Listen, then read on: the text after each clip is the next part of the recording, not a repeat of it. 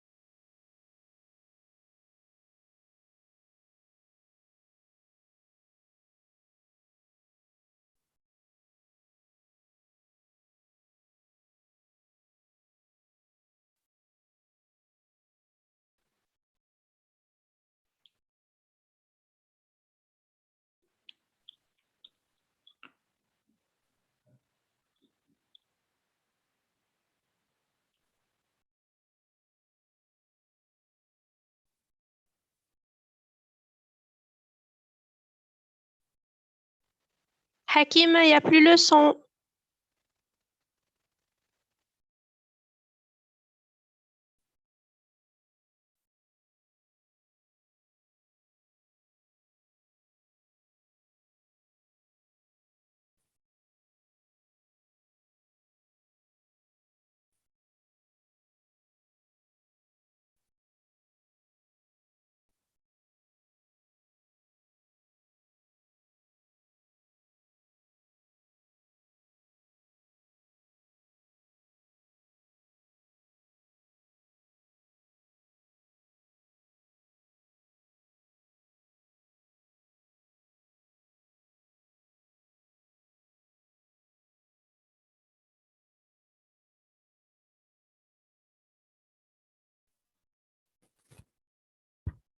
et maintenant, c'est bon? Très bien, très bien. Alors, donc, merci, hein. Donc, on va continuer. Euh, il faut savoir que l'objectif du dépistage est d'améliorer la santé des individus par le diagnostic précoce des maladies. Ça veut dire le diagnostic précoce, là où la maladie elle était à un stade de début et donc elle était curable. Elle peut être curable, comme par exemple les cancers à un stade 0 et 1. Donc, ils sont curables, ils sont traitables. Ou d'éviter leurs conséquences, limiter leurs conséquences. Par exemple, pour l'HIV-Sida, c'est d'éviter l'apparition des complications et l'évolution vers le décès. La valeur d'une méthode de diagnostic ou de dépistage est toujours relative à une méthode de référence. Alors, la méthode de référence, les anglo-saxons l'appellent le gold standard. Alors, le gold standard est toujours un test de diagnostic. Il permet de diagnostiquer la maladie.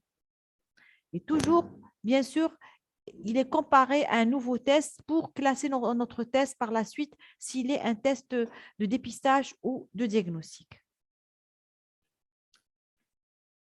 Euh, Comme définition du dépistage, l'OMS le, le, le, le, le, le définit comme donc il permet d'identifier de manière présomptive à l'aide de tests, d'examens ou d'autres techniques susceptibles d'une application rapide les sujets atteints d'une maladie ou d'une anomalie passée jusque-là inaperçue. Ça veut dire quoi ça? Manière présomptive, ça veut dire presque sûr, pas toujours sûr, pas sûr à 100%. Le test, ça peut être un test diagnostique, un radiologique, d'examen clinique. Ça peut être des techniques chirurgicales, par exemple la cœlioscopie. L'application doit être rapide, ça veut dire que le résultat doit être donné rapidement et donc elle permet de diagnostiquer une maladie, de mettre en évidence en fin de compte une maladie ou une anomalie. L'anomalie, c'est les malformations congénitales. Pourquoi on appelle ça anomalie? Parce que les malformations sont visibles à l'œil nu ou à l'échographie. Mais il y a certaines pathologies comme le diabète congénital, les leucémies congénitales qui ne peuvent pas être vues à l'œil nu et donc on les dépiste par examen biologique et donc on a englobé ça dans le terme d'anomalie. Les tests de dépistage doivent permettre de faire le partage entre les personnes apparemment en bonne santé, mais qui sont probablement atteintes d'une maladie donnée, et celles qui en sont probablement exemptes. Ça veut dire qu'on va faire un test de dépistage et on va voir tout simplement deux groupes. Un groupe qui est positif au test et un groupe qui est négatif au test. Ça veut dire un groupe qui est probablement malade et le deuxième groupe qui est probablement non malade. Les tests de dépistage n'ont pas pour objet de poser un diagnostic. Hein. Donc, ils suspectent le diagnostic. Ils ne posent pas de diagnostic. Et donc, on ne peut pas traiter le malade à partir d'un test de dépistage positif. Les personnes pour lesquelles les résultats sont positifs ou douteux doivent être envoyées chez leur médecin pour diagnostic et, si besoin, et traitement. Donc, le test de dépistage est toujours complété par un test de diagnostic et bien sûr, après avoir eu un résultat positif du test du diagnostic, on traite le malade. Quels sont les différents types de dépistage qu'on connaît? Donc, le dépistage peut être simple, un test recherchant une maladie, plusieurs tests aussi, donc, ou multiples, plusieurs tests indépendants recherchant plusieurs maladies. Il peut être aussi multiphasique, donc plusieurs méthodes et plusieurs étapes qui donnent le même diagnostic. Par exemple, pour la syphilis, vous avez le TPHA et le VDRL. S'ils sont positifs tous les deux, ils permettent de diagnostiquer la syphilis. Alors, occasionnel, il est pratiqué chaque fois qu'un individu se présente dans un service de santé ou de soins. Donc, occasionnel, par exemple, le dépistage du cancer du col qui se fait au niveau des PMI par les sages-femmes, donc qui vont recruter les femmes qui viennent à la PMI pour s'approvisionner en contraceptifs, pour faire le vaccin à leur enfant, pour peut-être contrôler leur grossesse. Et donc, elle les capte et elle les prépare et leur donne un rendez-vous pour faire un frottis cervico-vaginal afin de dépister le cancer du col. Vous avez aussi ce qu'on appelle les tests de dépistage systématique, donc pratiqués dans une population entière. Exemple, le dépistage de 4 maladies ou 4 antigènes, si vous voulez, lors de l'examen des poches de sang, au niveau des banques de sang, au niveau des services d'hémobiologie. On a 4 tests à faire devant toute poche de sang. Donc, vous avez l'HIV, la sérologie d'HIV, les anticorps anti-HCV, donc l'hépatite C, l'antigène HBS pour l'hépatite B et le TPHA pour la syphilis. Donc, c'est un acte qui est obligatoire. On ne peut pas faire passer une poche de sang si la poche de sang n'a pas été testée. Vous avez les tests de dépistage aussi sélectifs, pratiqués dans des groupes dits à risque. L'exemple type, donc, c'est les malades qui se présentent dans les centres de dépistage volontaire, les CDV, les centres de dépistage volontaire. Donc, ces centres-là sont généralement ancrés au niveau des services des maladies infectieuses. Ça va comme ça? Vous m'entendez?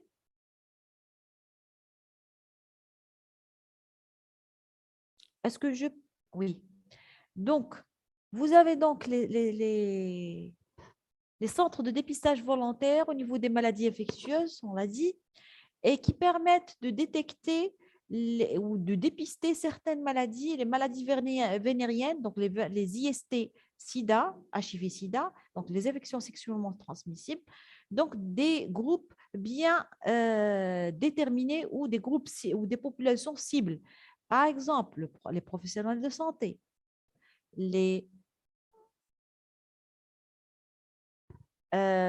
professionnels de santé, vous avez les hémodialysés, vous avez aussi les toxicomanes, les professionnels de sexe. Tout ça,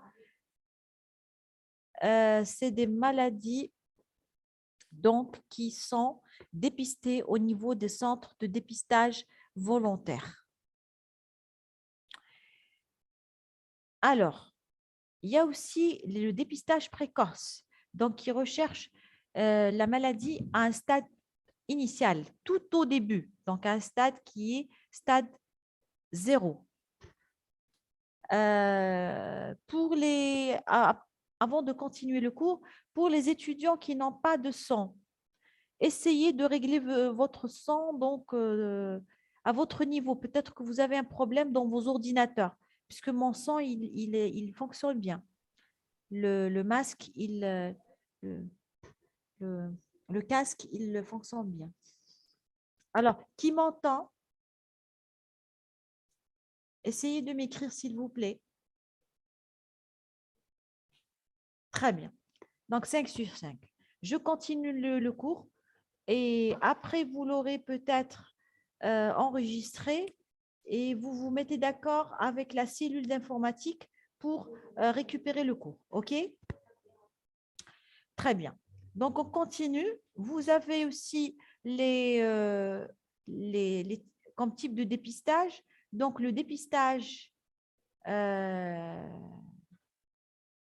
tardif. Donc, ce sont les cas oubliés dans la population. Par exemple, pour la tuberculose. Donc, vous avez les cas qui sont contaminés dans l'entourage direct, qui vont être dépistés systématiquement, par exemple dans la famille directe. Mais si le malade, c'est un écolier, donc il faudrait dépister en milieu scolaire les cas oubliés dans sa classe, ou si c'est un ouvrier qui travaille dans une usine, il faudrait aussi dépister ses collègues de travail. Et là, il faut contacter le médecin de travail afin de détecter les malades oubliés dans la nature. Donc, le dernier type de dépistage, c'est le dépistage répété continu. Il s'intègre dans un programme de surveillance épidémiologique d'une population. Ça veut dire que la maladie, elle est à déclaration obligatoire et qu'elle est aussi sous surveillance accrue, donc 365 jours sur 365 jours. Alors, quelles sont les caractéristiques des tests de dépistage et des tests diagnostiques? Donc, en fin de compte, c'est la comparaison entre les deux. Le test de dépistage donc, est appliqué aux personnes apparemment en bonne santé. C'est un groupe de personnes qui sont apparemment sains, qui n'ont aucune symptomatologie. Vous avez cette notion-là est très importante pour justement utiliser un test de dépistage. Il est pratiqué sur des groupes d'individus, ça veut dire la masse, un groupe qui est plus ou moins important. Il ne constitue pas une base de traitement, on l'a dit tout à l'heure, donc s'il est positif, on ne traite pas le malade. Il est moins précis que le test de diagnostic, ça veut dire qu'il y a des doutes, hein. On peut avoir des faux positifs et des faux négatifs. Il est moins précis que le test de diagnostic. Donc, c'est pour ça que lorsqu'il est positif, on ne traite pas le malade. Il faut compléter par un test de diagnostic pour s'assurer du diagnostic de la maladie. Il coûte moins cher que le test de diagnostic. Et donc, ça, c'est important. C'est comme ça qu'on peut l'utiliser pour un nombre très important de malades. Alors, en ce qui concerne le test de diagnostic, alors, il donne une certitude diagnostique grâce à des examens spécifiques. Il est appliqué aux personnes présentant des troubles définis. Ça veut dire que c'est des personnes symptomatiques qui viennent avec des symptômes ou des syndromes. Il est essentiellement individuel. Ça veut dire que personnel. Donc, c'est pour la personne. On ne peut pas l'utiliser à la masse, au groupe d'individus, parce on va le voir tout à l'heure, il est cher. Donc, il constitue une base de traitement. Ça veut dire s'il est positif, on doit traiter le malade. Il est plus précis que le test de dépistage.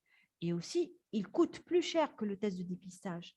Donc, pour un petit peu comparer entre les deux, par exemple, un coffret, par exemple, de réactifs pour ELISA, pour un test d'ELISA d'HIV, il coûte par exemple 30 000 dinars, 3 millions, 3 millions. Et un coffret pour le diagnostic, donc un coffret de Western Blot, il coûte 10 fois plus. Il peut coûter jusqu'à 30 millions de dinars. 30 millions, ça veut dire 300 000 dinars. Donc, vous voyez que c'est très, très cher. On ne peut pas l'utiliser à toute la population. Il est restreint à un nombre bien défini de malades qui sont suspects. Quels sont les critères de recours au dépistage selon l'OMS? Quand on dit critères de recours au dépistage, ça veut dire c'est les critères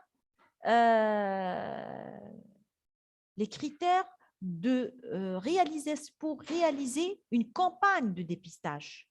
La campagne de dépistage est toujours réalisée, préparée par le ministère de la Santé, par la tutelle si vous voulez.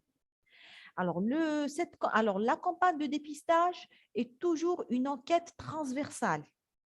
Elle permet de calculer un taux de prévalence. Toujours. Alors, ces critères-là sont en nombre de 10.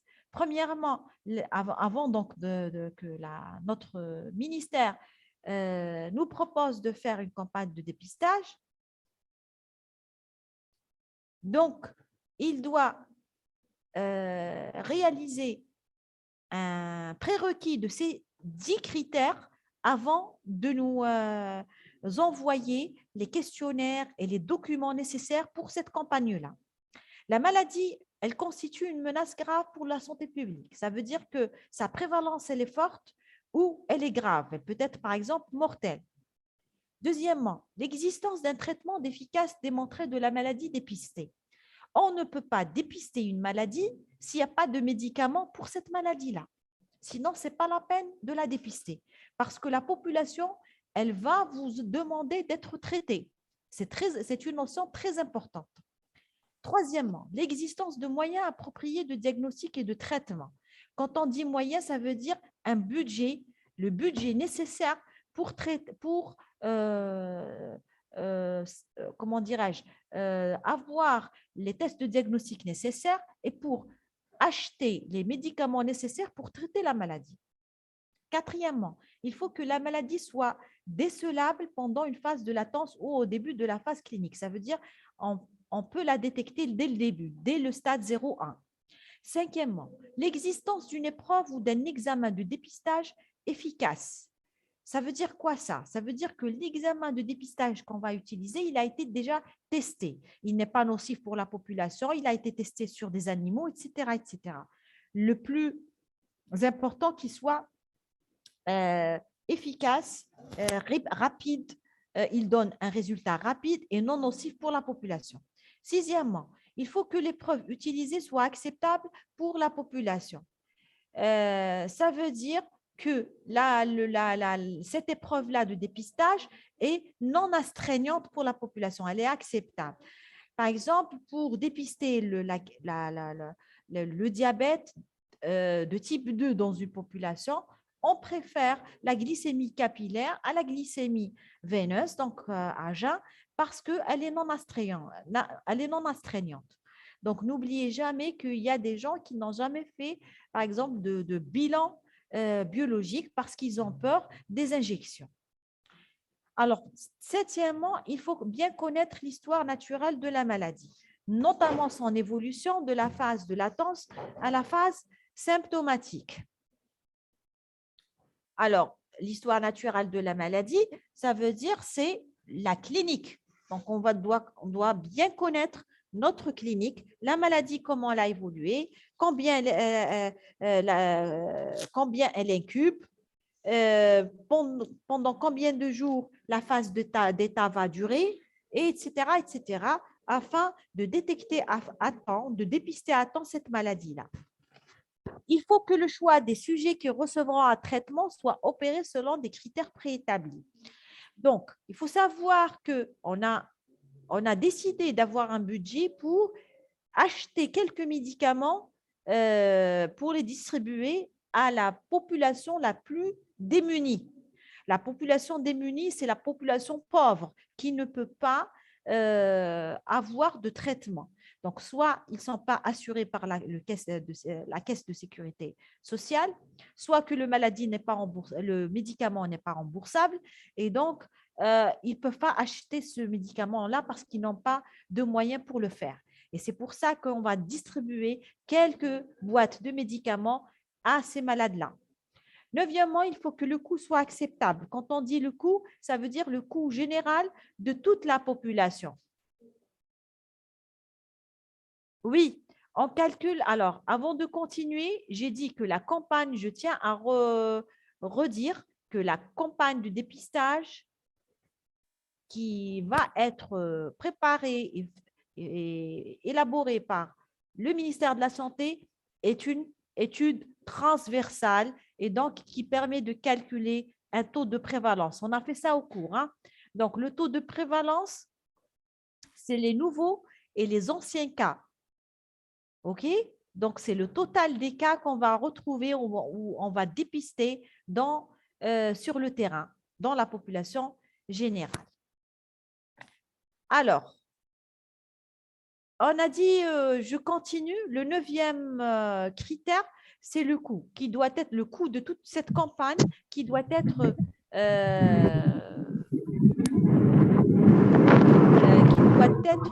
comment dirais-je, global et qui doit être, comment dirais-je, modéré, acceptable par le ministère de la Santé pour le faire sur le terrain. Alors, le coût, il comporte les médicaments, les réactifs peut-être de la technique de dépistage. Il comporte aussi le coût, par exemple, du transport. On va aussi payer les enquêteurs, les médecins et les infirmiers qui vont faire cette enquête, etc. Dixièmement, il faut assurer la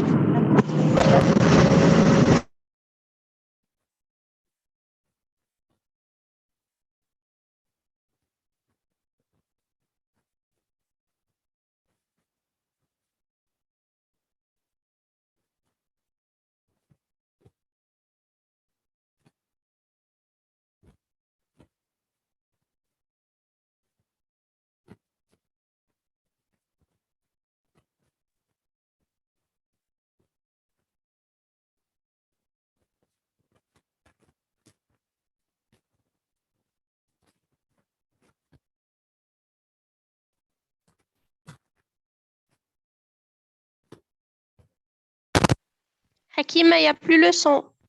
Alors, ça va comme ça? Oui, ça va. Alors, donc, il faut assurer la continuité d'action. Ça veut dire que la maladie, elle va être intégrée dans le cadre de la surveillance épidémiologique.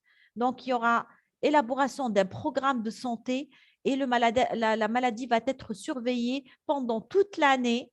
Et donc, ça va être dirigé par le ministère de la Santé. Alors, donc, la campagne de dépistage, comme on l'a dit tout à l'heure, je le répète, donc je l'ai écrit ici, c'est une campagne qui s'intègre dans une étude descriptive de type transversal et permet de calculer un taux de prévalence. Avant de commencer cette campagne, il faut calculer un échantillon, l'échantillon de la population cible sur lesquels on va faire notre test. On applique le test biologique ou radiologique. Moi, je l'ai appelé le test X parce que c'est un test qui est nouveau, que je ne connais pas. C'est un nouveau test qui a été découvert et donc je dois l'appliquer et le tester pour l'intégrer et le classer dans un groupe bien particulier. S'agit-il d'un test de dépistage ou d'un test de diagnostic?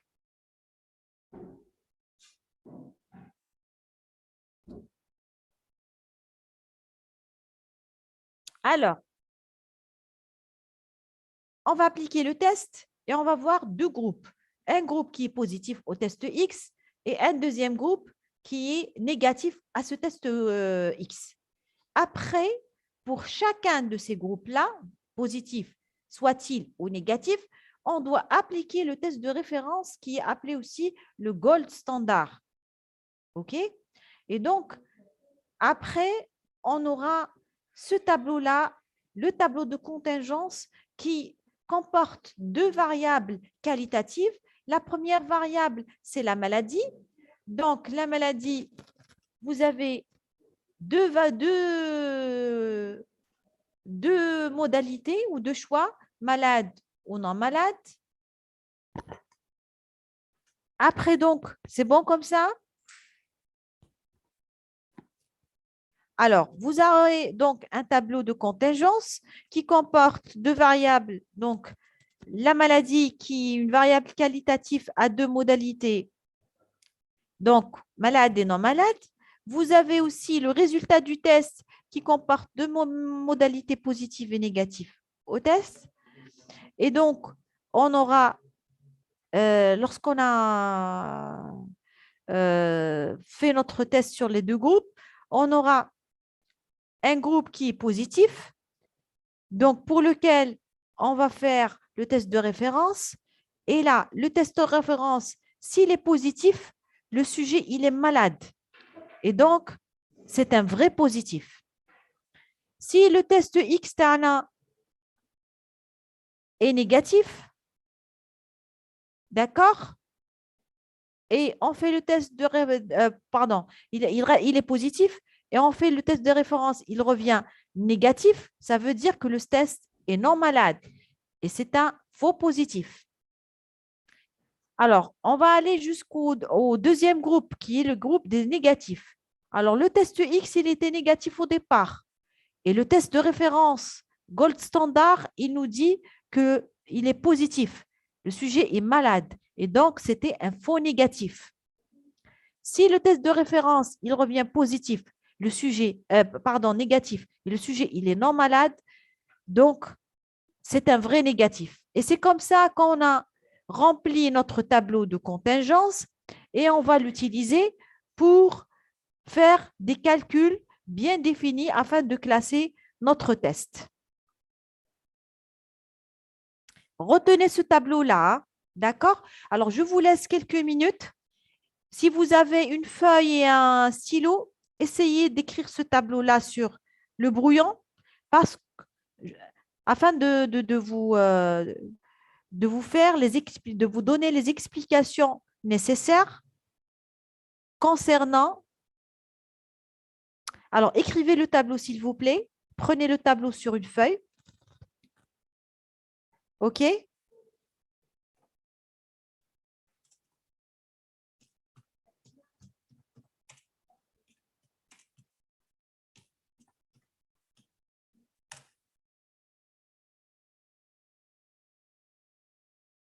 OK. Si vous pouvez faire la capture, il n'y a pas de souci. Vous faites une capture d'écran avec votre smartphone. OK? Si vous pouvez le faire.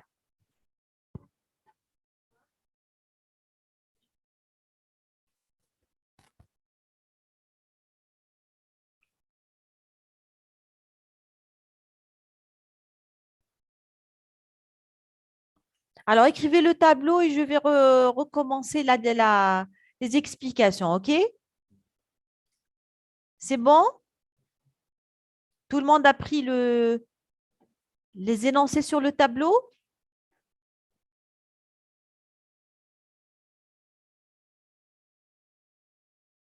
Très bien. Très bien. Donc, j'ai dit que on avait un échantillon. Alors, écrivez, vous faites, par exemple, on va calculer l'échantillon. Écrivez échantillon, mettez-le dans une rondelle, dans un cercle. Alors, vous avez un échantillon qui doit être calculé par une loi bien déterminée. On a dit dans les cours précédents que l'échantillon est calculé à partir d'une loi. Cette loi, elle diffère selon le type d'étude. S'agit-il d'une étude descriptive ou analytique ou expérimentale? Là, on est devant une étude descriptive qui est transversale. OK? Donc, on va calculer l'échantillon.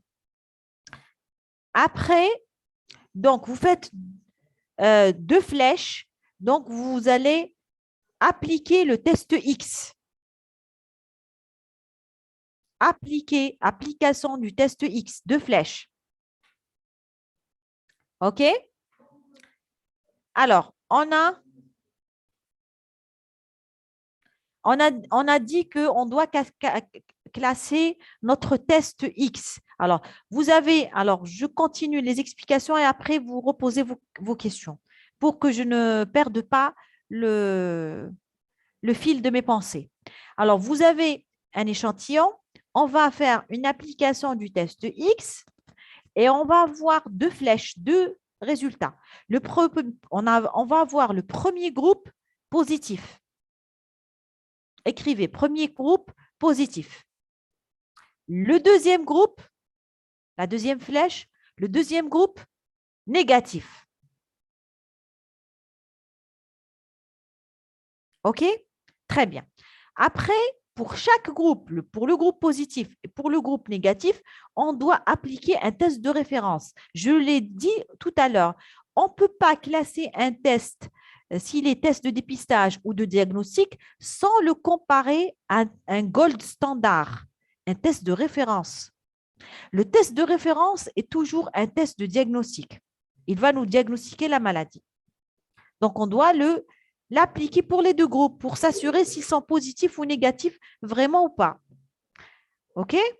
Très bien. Donc, pour le premier groupe positif, on va mettre une flèche horizontale, application du test de référence ou le gold standard. Application du test de référence ou le gold standard.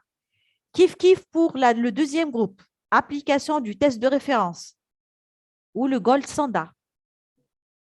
OK? Donc, pour le premier groupe qui était positif, on a appliqué notre gold standard et on va avoir 2 petites flèches, deux résultats. Alors, soit le test de référence, il revient positif. Donc, il était positif déjà par le test X. Il revient positif. Ça veut dire que le sujet, il est malade. C'est un vrai positif. Alors, le sujet, il était au départ positif. Et après, le gold standard, il nous dit qu'il est négatif. Donc, le test X, et le sujet, il est non malade. Vous écrivez le sujet, il est non malade. Donc, c'est un faux positif, FP. On revient au deuxième groupe, le groupe des négatifs. On a appliqué notre gold standard et on aura 2 petites flèches, 2 petits groupes, 2 sous-groupes. Donc, notre test, il était négatif au départ et lorsqu'on fait notre gold standard, il revient positif. Le sujet, il est malade. Donc, c'était un faux négatif. C'est un FN. Après, donc, on refait notre test le gold standard et on retrouve que le test, il est négatif. Et le test X, au départ, il était négatif aussi. Donc, le sujet, il est non malade et c'est un vrai négatif. OK? Et c'est comme ça qu'on a retrouvé. Et c'est comme ça qu'on a retrouvé nos chiffres dans le tableau de contingence. Et on va les classer.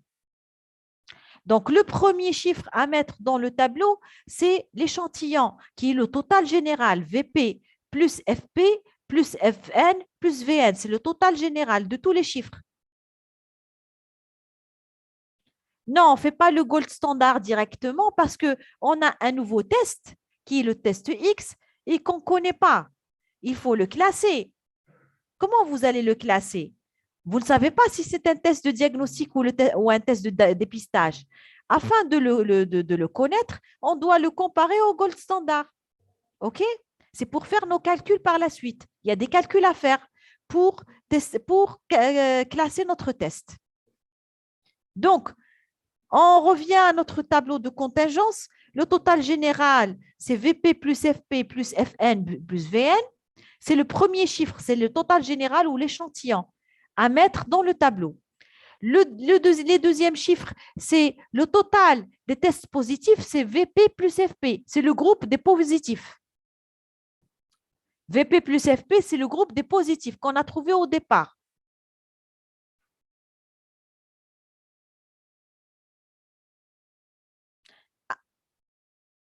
Avant de procéder aux exemples, je continue l'explication du tableau et après, je vous donne un exemple. Alors, donc, VP plus FP, c'est le groupe des positifs.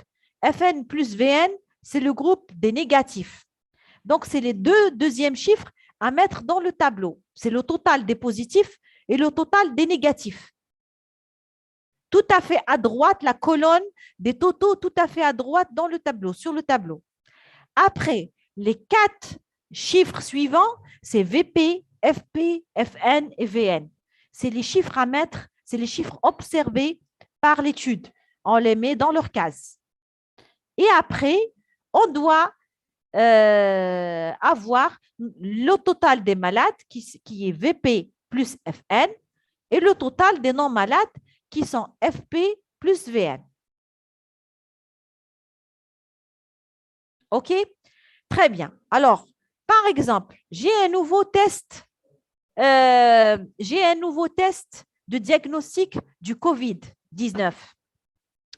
Alors, c'est l'exemple type puisqu'on est dans la pandémie du Covid. Vous savez bien que le test de référence, ce qu'on appelle le gold standard, c'est le test de diagnostic donc, du COVID-19, c'est la PCR. C'est le diagnostic par PCR. OK? Donc, moi, je ne sais pas ce nouveau test que j'ai découvert, je ne sais pas est-ce que c'est un test de dépistage ou un test de diagnostic. Je dois le comparer à la PCR. Donc, j'applique mon test X, mon nouveau test. J'aurai un groupe positif et un groupe négatif. Et après, ces malades-là, je dois leur faire la PCR. Donc, les deux groupes, le groupe des positifs et le groupe des négatifs, afin justement de m'assurer qui est malade et qui est non malade. Et après, je dois faire des calculs afin de classer mon test. S'agit-il d'un test de diagnostic? Et donc, il va être utilisé comme la PCR, comme un test de référence, ou un test de dépistage, comme le test antigénique ou la tomodensitométrie, le scanner. OK? Est-ce que vous avez compris? Est-ce que tout le monde a compris? Est-ce que tout le monde a compris? Très bien. On continue. Donc, afin d'évaluer le test et avant de procéder à l'évaluation de ce test pour le classer, il faut savoir que le taux de prévalence, parce qu'on a dit que c'est une étude transversale, qu'on doit calculer un taux de prévalence. C'est ça. Comment vous allez calculer votre taux de prévalence à partir de ce tableau-là de contingence? Donnez-moi un test X, c'est un test inconnu. Le test X, c'est un test inconnu. Je l'ai appelé X. Je peux l'appeler Y ou Z ou n'importe quel chiffre ou lettre. Ce n'est pas un test de dépistage, c'est un test non connu. On ne sait pas si c'est un test de dépistage ou un test de diagnostic. On est en train de le tester et le comparer à un test de diagnostic ou de référence pour le classer. Alors, VP, c'est les vrais positifs. FP, c'est les faux positifs. VN, c'est les vrais négatifs et FN, c'est faux négatifs. Alors, c'est les mêmes mots en anglais, hein? OK? Alors, les mots en anglais, ça veut dire, alors, sauf que pour le FN, c'est false négatif. False positif. Alors, pour les vrais, en anglais, c'est true positif et true négatif. OK? Très bien. Donc, votre collègue, alors vos collègues m'ont donné la réponse, oui, c'est le taux de prévalence est égal à VP plus FN sur le total général, parce que c'est le total des malades, le total que vous voyez en bas de la colonne des malades, tout à fait en bas, VP plus FN, sur le total général qui est VP plus FP plus FN plus VN, qui est le total général, fois 100, bien sûr. Hein. Il ne faut pas omettre de multiplier votre taux par 100 parce que c'est un pourcentage. OK? Alors, comment évaluer maintenant notre test? Comment évaluer notre test? Alors, pour juger de l'efficacité d'un test, c'est ce qu'on appelle la validité d'un test. Ça s'appelle la validité d'un test. Il faut calculer les taux suivants: la sensibilité, la spécificité et les valeurs prédictives, positives et négatives. Premièrement, la sensibilité. C'est la proportion de tests positifs chez les sujets malades. OK?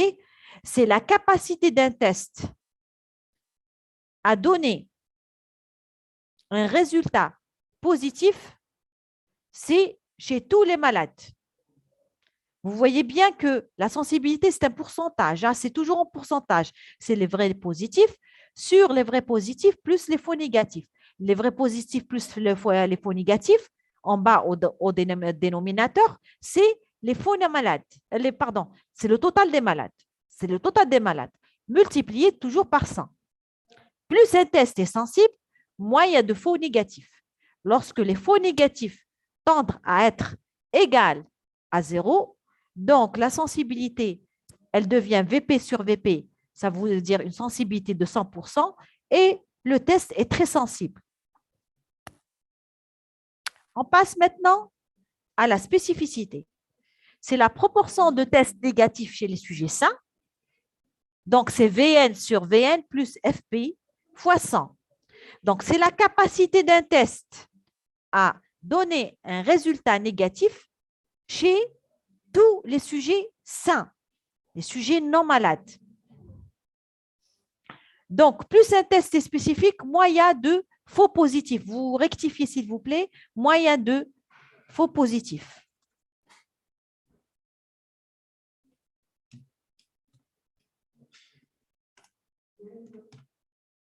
OK? Donc, une spécificité de 100% signifie que les faux positifs sont égaux à 0. Et donc, VN sur VN fois 100, ça vous donne une spécificité de 100%.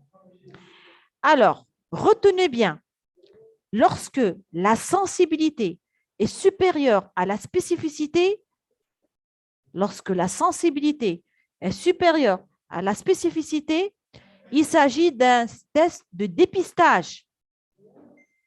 Il s'agit d'un test de dépistage.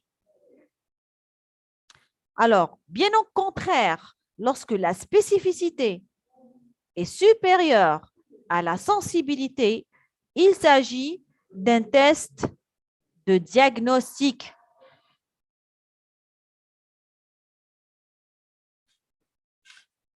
On passe maintenant aux valeurs prédictives, positives et négatives.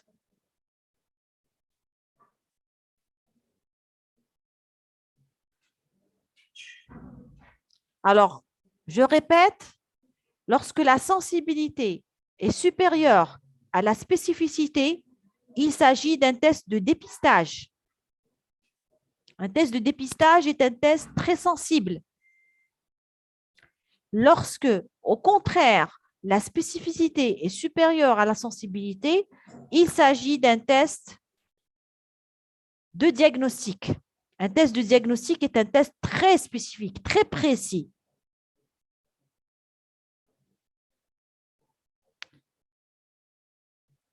Donc, les valeurs prédictives,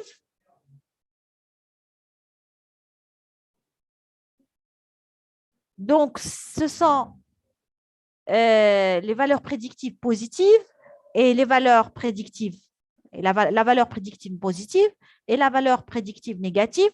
Il faut savoir qu'elles sont reliées à la prévalence. Lorsque la prévalence est élevée, elle tend à augmenter. La valeur prédictive positive, elle augmente. Et la valeur prédictive négative, elle diminue. Donc, elle varie avec les valeurs prédictives, hein. Donc, la prévalence, elle augmente avec la valeur prédictive positive.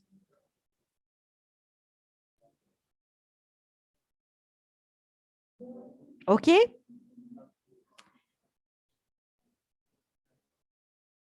Très bien. Donc, la valeur prédictive positive, c'est la proportion de sujets vraiment malades parmi les positifs au test. Donc, elle est très facile à apprendre. C'est VP plus VP plus FP. D'accord? Tout est positif au numérateur et au dénominateur, fois 100. C'est la capacité d'un test à diagnostiquer la maladie chez tous les résultats positifs du test. C'est la capacité d'un test à diagnostiquer la maladie parmi tous les résultats positifs du test. OK? On passe maintenant à la valeur prédictive négative. C'est la proportion de sujets vraiment indemnes de la maladie, ça veut dire c'est les sujets sains, non malades, parmi les négatifs au test. Donc, la valeur prédictive négative, elle est toujours aussi en pourcentage. Et c'est Vn sur Vn plus Fn. Tout est négatif au numérateur et au dénominateur, fois 100.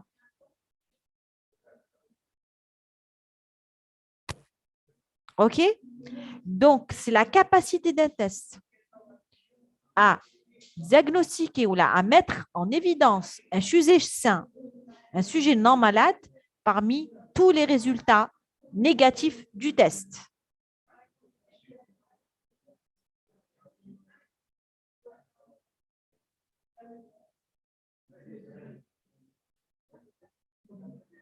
OK?